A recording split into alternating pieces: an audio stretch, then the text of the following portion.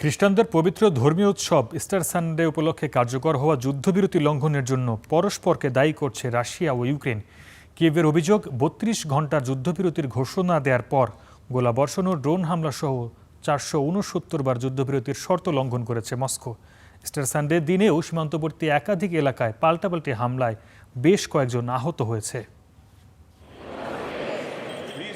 রাশিয়ার মস্কোতে Christ the severe ক্যাথিড্রালে Easter সানডের জমকালো আয়োজন। যিশুর পুনরুত্থান দিবসের স্মরণে এই প্রার্থনা সভা।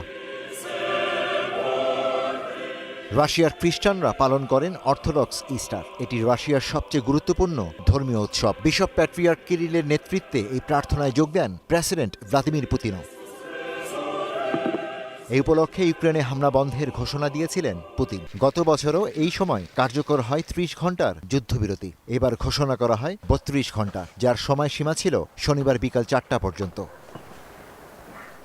কিন্তু রণাঙ্গনে যুদ্ধবিরতির কোনো প্রভাব পড়েনি, বরং কয়েক ঘণ্টার মধ্যেই যুদ্ধবিরতি লঙ্ঘনের পাল্টাপাল্টি অভিযোগ করে দুই পক্ষ।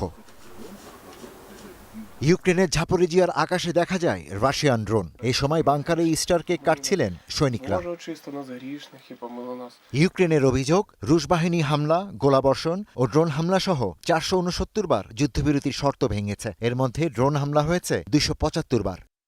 তবে প্রেসিডেন্ট ভলোদিমির জেলেনস্কিও প্রতিশ্রুতি দিয়েছেন ইউক্রেন যুদ্ধবিরতি মেনে চলবে।